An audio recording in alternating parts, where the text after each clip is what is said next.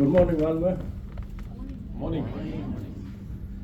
I'm going to take you back to the early days of my testing career, and I'm going to start this as well.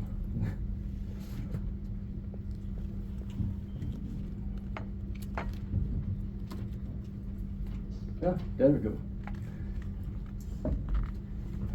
Yeah, so in the beginning of my testing career, everyone was testing, but no one really knew why. And it was chaos and a lot of bugs and frustration, and no one really knew, as I said, why we were actually testing. And this was a common theme when I entered new assignments as well. It was the same thing over and over again.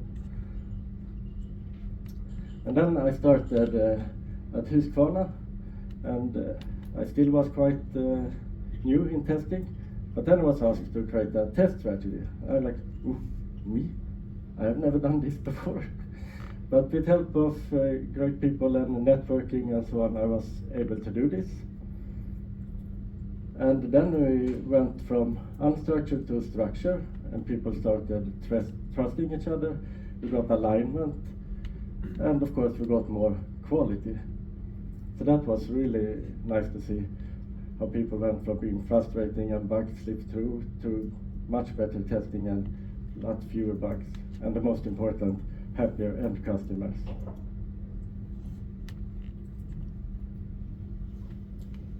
But it wasn't until many years later when I did a webinar about, as I called, what can Star Wars teach us about test strategy.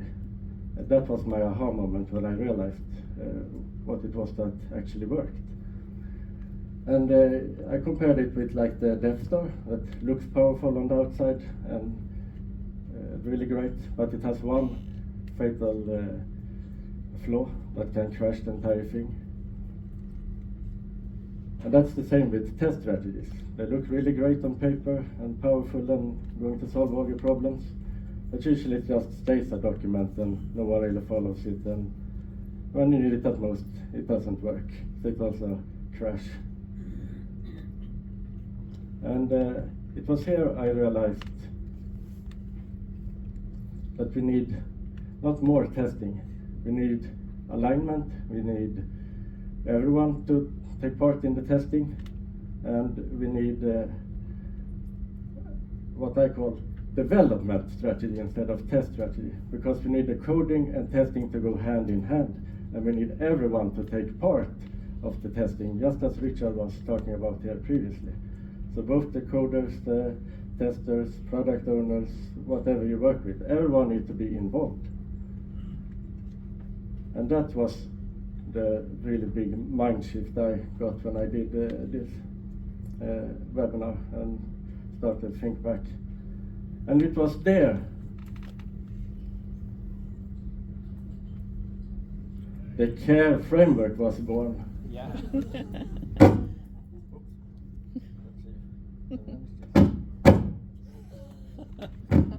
So there we go. Yeah. So there, as I said, the Q.A.R.E framework was born, and that helps you with creating this great strategy, as I mentioned. And as Sasha was mentioning here, it stands for quality, analysis, risk, and execution.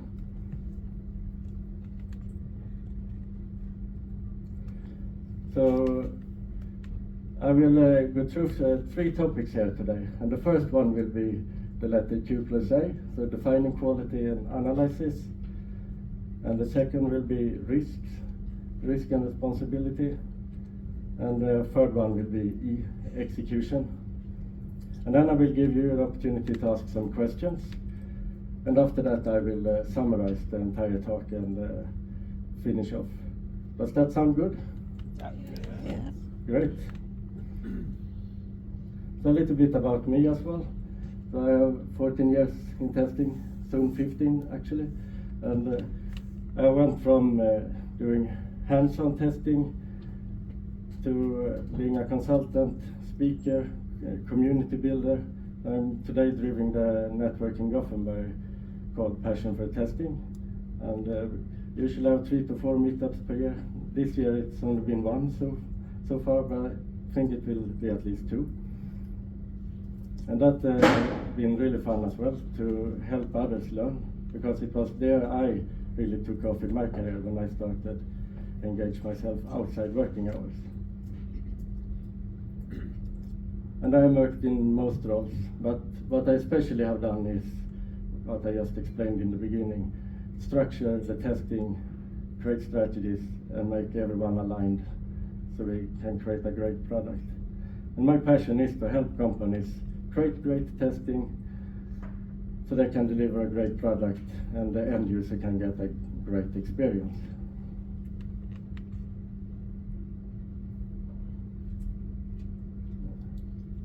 Okay, so let's start then going through, before we come to the letter Q, that we have the most important part actually, and that is the what.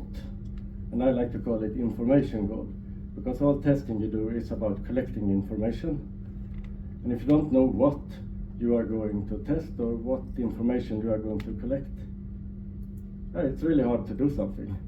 And that have been like the main struggle for me in my career, that you always need to hunt these requirements, or in best case you get a fluffy sentence from a product manager: I want this. And yeah, okay, but how is it supposed to work? So it really starts with the what. Without that, you can't do anything. And then of course, quality. And this word is also quite fun actually, because it's a really fluffy word. Quality means something different for everyone. But all companies usually have a slogan: we build quality products. Yeah, but they crash all the time. And what does quality mean? So the most important part here is to define what is quality for you. I like to use the car companies as example here. For example, BMW, there is that the car should be fast and fun to drive. Audi has a well-built car. Toyota, they should last forever. Volvo is safety, because you can't be good at all these at the same time. And that goes for any product. So here are some examples if speed, stability, or compliance are important. And if you're not aligned around this one, then you have crumbles. And that's usually what happens, that people have different opinions because you haven't aligned around this. And when you know what your quality characteristics are and you know what you are going to test, then we come to the part analysis. And we can only enter this one before when we know the what. Because if we don't do that, then, as I said, we don't know what we actually are supposed to do. And then we can define the how. And this, if you're going to summarize a strategy in 4 different things, it is the what, the how, and when you know this, you can do the when, and then you can say who is going to do this. But here, then you can define your what, or how, And here it could be, for example, to work out which tools are we going to use, or rather which part are we going to automate, and which part are we scripted or exploratory or so on.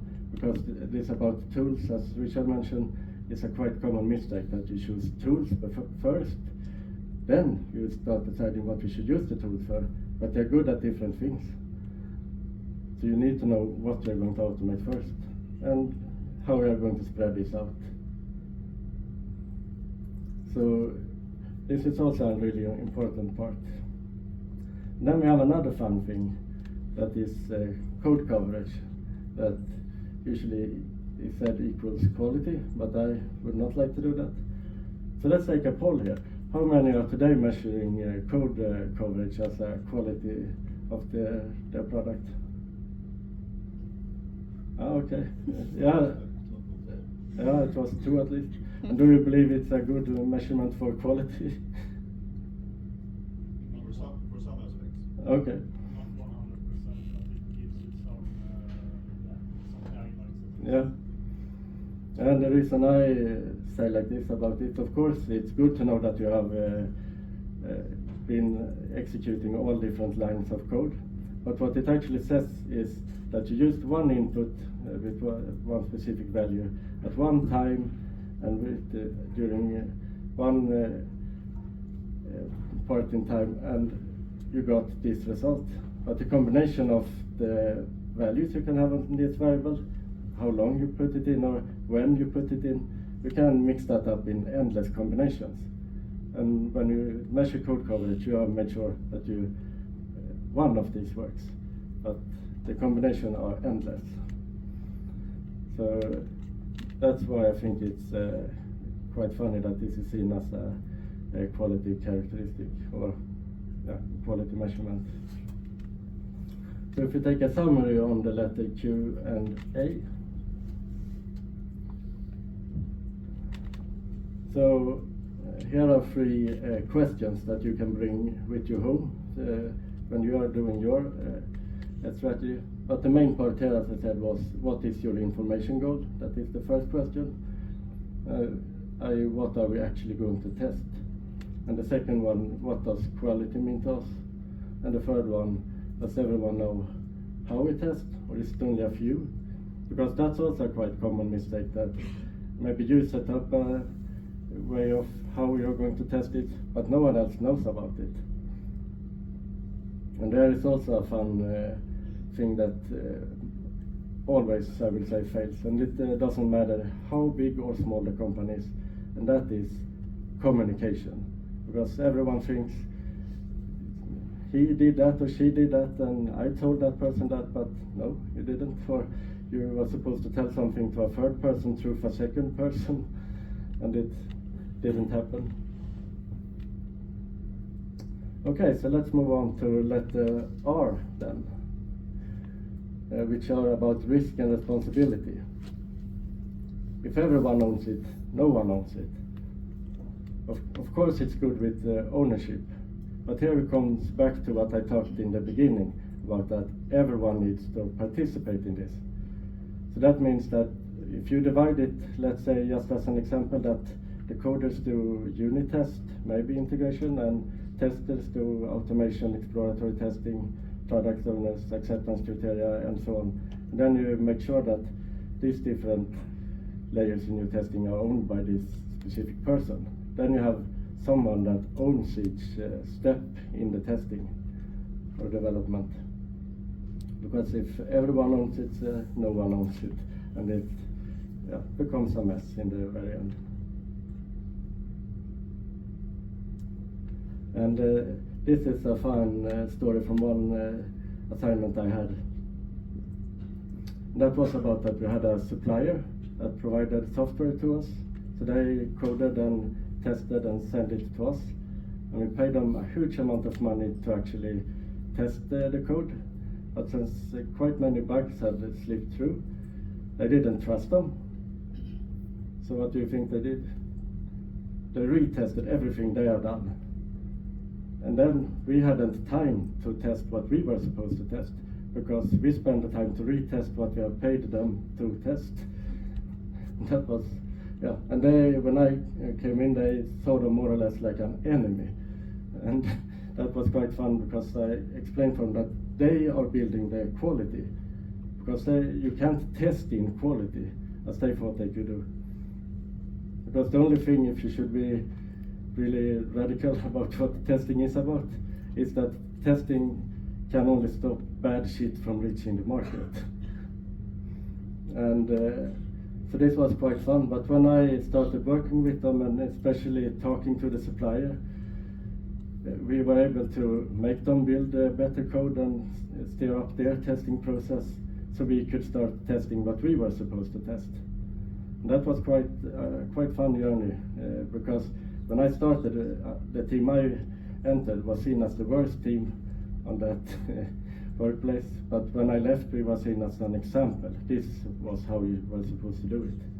So that was a fun journey. And then we have another one I like a lot, as I like to call must-haves. And that is about things that absolutely must work, otherwise you can't release your product. And examples of this could be if you have a banking service. If you can't log into that one, it's useless. And if I have a car, if the ignition doesn't start or brakes doesn't work, yeah, you can't use it either. And you have all this for your product or service you are developing. And if you sit down, I would say not just testers, also developers and product owners, and brainstorm around this.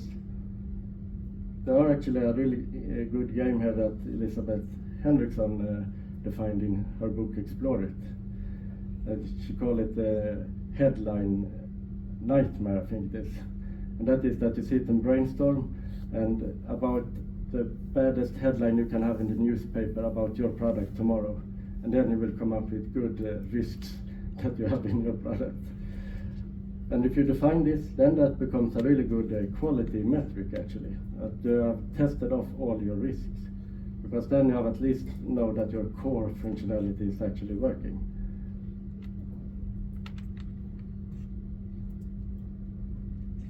And then we have the letter, or we have the summary for letter R.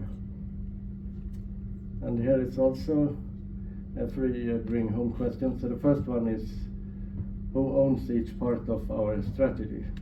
So you really have defined clear responsibilities. And here's another fun side note as well, that you, even if you think you don't have a strategy, you already have one. Because how you develop the software today and what you do before you release it, that is your strategy. So if you don't are aware about it, you can just write down what you actually are doing. Then you at least know what you start with, and then you can start improving from there. And the second one is, who owns quality in this team? And if, as a fruit, if the answer is silence or everyone, you need clarity. And the third one is, what are our must-haves, as I just talked about.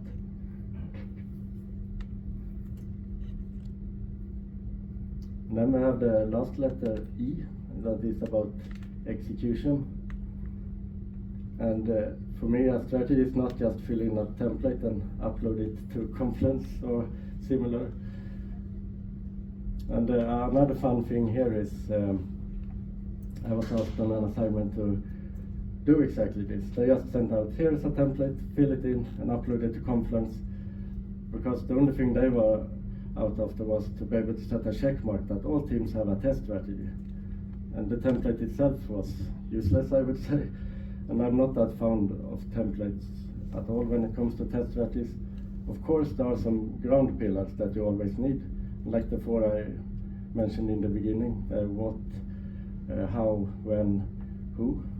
That's like a really good foundation. But the strategy in itself will always look different, depending on your situation, what you develop, and so on, and which people you are there, and if you have some standards to follow, and so on. So all these things matters for how you build your strategy. But I had to do this, but we just filled it in and sent it away, and then we told them that we will develop our own strategy. So this was just for fun. So I like to call it that the Confluence graveyard, because when a strategy is uploaded like that, it's just a static document that ends up on the graveyard and no one looks at it again. And the strategy needs to be a living document, because just as you improve as a team, and also what happens with the market, and you need to adapt to that, or when you release a new product, your strategy needs to be living. So you need to update it continuously. You are never done with it. That's something that grows all the time. And here is a good example of that, when you take execution step by step. And I have a fun analogy I like to use around this.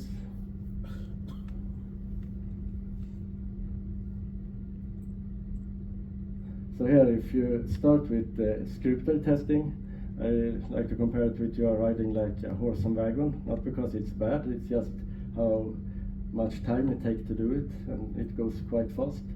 And then if you start with stricter testing, then you're traveling by a car. And then if you start with test automation, then you are traveling with a plane. And then if you add on CI/CD, then you are traveling with a spaceship. So why do I have this analogy? It's because the time it takes to set everything up. And the fun thing here is, I don't know how many times that have happened. You are in a workplace and a manager finds out about, oh, we can do automation, oh, we can do CI/CD. Can you implement that in a couple of weeks? It doesn't, it's not possible in a couple of weeks. You need at least 6 months, maybe a year, depending on the size of the company. And it might be that you don't even need CI/CD. It depends on how your product looks and what your needs are. So it's not that one of the others here is better than the other. And of course, today as well, as Richard went into, you have AI in this part as well. And it takes also a lot of time to set up and skills to be developed. But let's say, as an example, that you walk all this path here, as I mentioned, then it will take a long time before you have gone from the horse and wagon to the spaceship. And that's why you can't implement this in just a couple of weeks.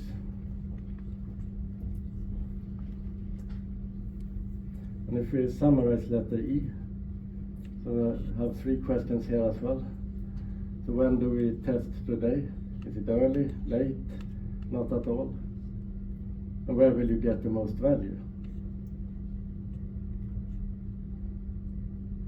And because you could go back here as well, again, because this is really important, because you don't have unlimited amount of time, and time is money, which is value.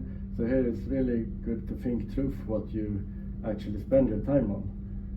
A really good example of this that I like to learn to my students is if you take a calculator and you take 1 plus 3, and if you, as a next test, take 1 plus 5, you don't know anything more than you did when you took 1 plus 3, because you already know that plus is working.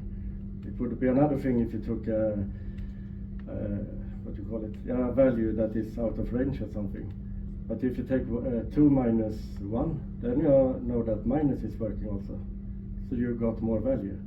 And then if you go with division and multiplication, you know more if you use 1 test for each of these 4 compared to do 4 tests with plus. So here, that's quite interesting to think about when you think where you get most value. And for every change, do we check if it actually improved the quality? Because it's easy to just change things and send it out and let's see what happens. Another fun thing around this today is that I have thought a lot about is that the new normal is to send out a product that doesn't work. And then we let the customers come back, and I would say the car industry is a really great example of this. And when the car actually starts working, forget about that one, now it's time for a new one. So that's quite strange that we have ended up there. And here is the third question, and that is make sure to update your strategy continuously and treat it as a living document, not a static one. Yeah, it's not a question, it's more like a action point. But that one is also really important. And see, I've been taking pictures here, so here is a recap of all questions that you can take a picture of.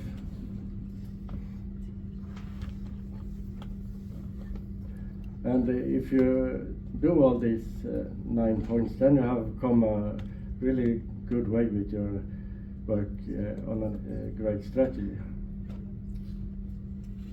And another fun thing around this with strategies as well is that it doesn't really matter if you call it test or development, as I said, but development I like since it goes hand in hand, as I said. But that another assignment was because we had so hard problem with quality and make people understand what quality actually is. So we called it quality analyze, or quality strategy instead, just to get the developers into that you also build quality. You need to be part of this. That worked also. So just use the name that work in your situation.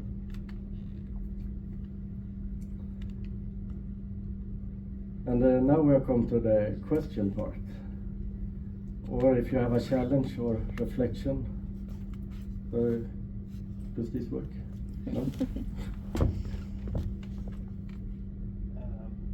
Okay, this is my mic. Henrik, could you turn on the... No? So... Tala i den. Ja. Bra. Vi kastar det här till er och så kan ni ställa era frågor. Ja.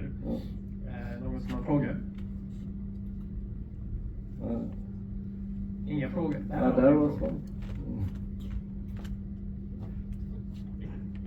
So how do you keep your test strategy updated and relevant, and not, like you said, do not go to Confluence to die a slow death? Yeah, that's a great question. And my experience as well, since I usually come in as a consultant to help creating this strategy, is that I like to make someone at the company, maybe not in the beginning, but after a while at least, take ownership for the strategy and be the one that owns it. So it keeps growing even when I leave. So it's not to die when I leave. But during my time there, I usually own it. But yeah, someone needs to own it and feel that I am responsible for this. And it goes back to this with responsibility, as I talked about in the beginning. And you also need one that is responsible for the strategy. And that person, if people have a hard time to take responsibility for different parts, you as owner of the strategy could also push for that. You need to own this, you need to own this, and yeah.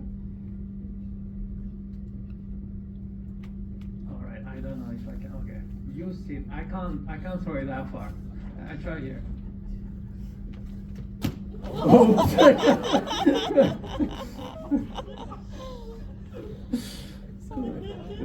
Sorry.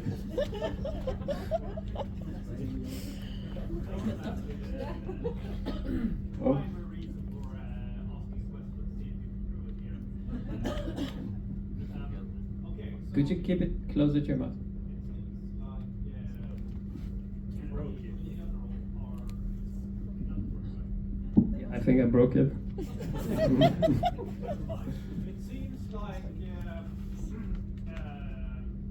people in general are very afraid of text. Anything that is more than 140 characters is not read.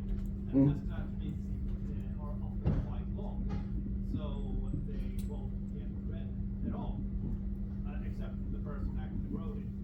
So is there any way to actually get people, both developers, testers and others, more interested in actually learn and know about the test strategy?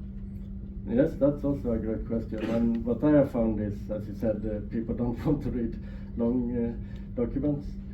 But what I learned is to also, especially because it's, as you're into, quite hard to create a strategy, especially if you have standards and a lot of different things you need to follow, to be like 1 or 2 pages. But then you create that strategy and also use links to, for example, the standards, and maybe you have a procedure for test automation, link out to that. So then that reduces it a lot. And then, as I have learned quite lately, actually, is to create a summary sheet that is just like 1 page or max 2 with the most important parts. So you can give it to a product owner or manager or someone that don't want to read so much. They just want the high level, so to say. Because usually you can, in a few sentences, summarize what you actually are doing. So do that, and now with the AI tools, it's if you give it a good prompt, as Richard were into, you can have that one summarize it at least as a starting point for you. Then you might need to do the final adjustments by yourself. We have another question up here. I don't throw it this time.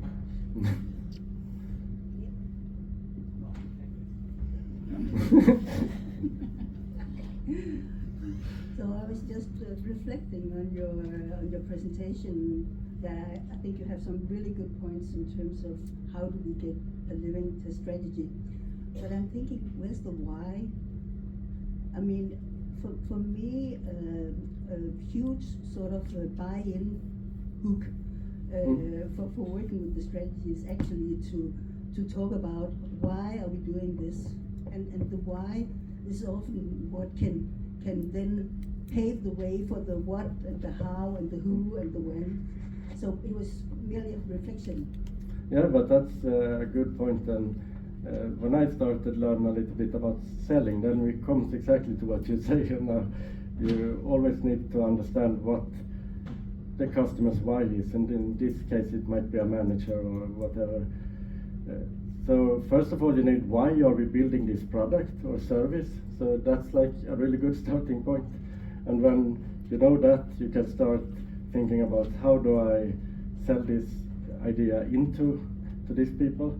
And something I also learned then, instead of just thinking about facts and boring stuff to read, think about a couple of steps forward, like 5 steps forward from if you do the strategy, then this and this will happen. Or in this case, when you actually want them maybe to take action, if we don't do, then we will go 5 steps in this direction. And yeah, so that's a quite good approach to selling the idea. We have another question, go ahead. It works now, you can. It works now. How can we increase the awareness within the development teams that they clearly believe that test strategy is needed? Yeah, that's also a good question. But as someone told me in the early beginning, ask them if it's working today. Do you think this is working as we are working right now? And when you start structuring things, hopefully they see that it's improved. And then you can, and that's also why, as I talked about in this analogy, you need to build it step by step by step, and not to do everything at once. So for example, yeah, it was that assignment where I talked about the supplier that delivered software to us. The only thing they wanted to do was keep the testing, so I had to fight a lot for even just get exploratory testing in. But I was able to do that we did 1 week per month, and during that week we found more bugs than ever before. And then we added that as a part, and then we kept building from that, because then they started trusting me, and we even started with automation after that. And yeah, so I had to build it step by step, because it's hard to just go from nothing to this big strategy in once. We have another question. Yeah, not so much a question as a comment, and thank you for a good presentation. When it comes to strategy, my experience is you can't just write a document and tell people to read it. So I present it to them. I present it to the developers. I present it to every new tester coming into the team, and for the testers, I expect them to read it. They have to know what's in the strategy. But the rest of the team, you just have to present it to them, I think. Yes, I totally agree. When I develop, and I also present it, I like to try to bring in as many people as possible, even managers. Not my current, but the assignment before that, I actually started with presenting it for the the leaderboard or for the company, so they really could see that, okay, this is how it is today. If we do this, we could end up here, because this we're doing today is not working. We have far too much bugs, and they bought in on it, and then we could continue. One more question. I'd like to make a comment myself. Some years ago, before COVID, when we had to come to office, I actually took the test strategy and I framed it and hung it on the wall. So this way people would actually see it all the time. That and also definition done a few other documents. So they were framed and hung on the wall. Yeah, that sounds like a really good idea. Right. For me, if the test strategy is not anchored, with both developers and managers and everyone else, I think it's pretty useless. Because I mean, if we don't agree together what we're trying to achieve, it's never going to be well received, so to speak. So like you said, bringing people early and not just present them with a document, but developers need to understand why they're doing unit tests, why they're doing integration tests, and why we're doing exploratory testing and so on. So I think if the entire organization is on it, then there is no excuse for not following it. Yeah, I definitely agree with that. And I realize also, as a comment to your question there, if you're in a big company, as I was last time, where we have many different teams inside, like 100 people developing, then we needed one high-level strategy, as I like to call it, and then we needed each team to have their own strategy, since they were doing completely different things. They needed to focus on different things. Some were really heavy on automation, others were more hands-on, and so on. And then, since another thing I also learned is that there are really few that are capable of developing a good strategy. So then I did the workshops and helped the teams develop their strategy. So they not were, here, no, you should do it. And then it just becomes this template that end up on the graveyard. And I realized also that you can connect with me on LinkedIn here, and then send me a DM, and then you can get a free PDF guide about the Q.A.R.E framework.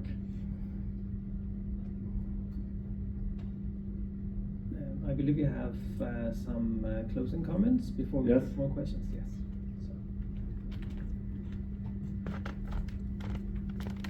So the best teams I have worked with didn't just test more. They had clarity, they had ownership, and they understood their must-haves. And they executed step by step. And that's what the Q.A.R.E gives you. You can start small and then just take it step by step, as I answered here on a question quite newly. Just start with something and build it out. And that was everything for me.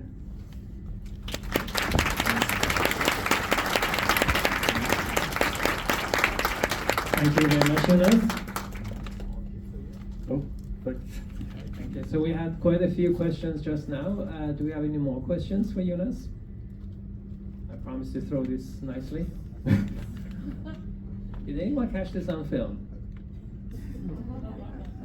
Yeah, it's maybe part of my recording. All right. All right. We have a change of plan. Unfortunately, it seems that Akash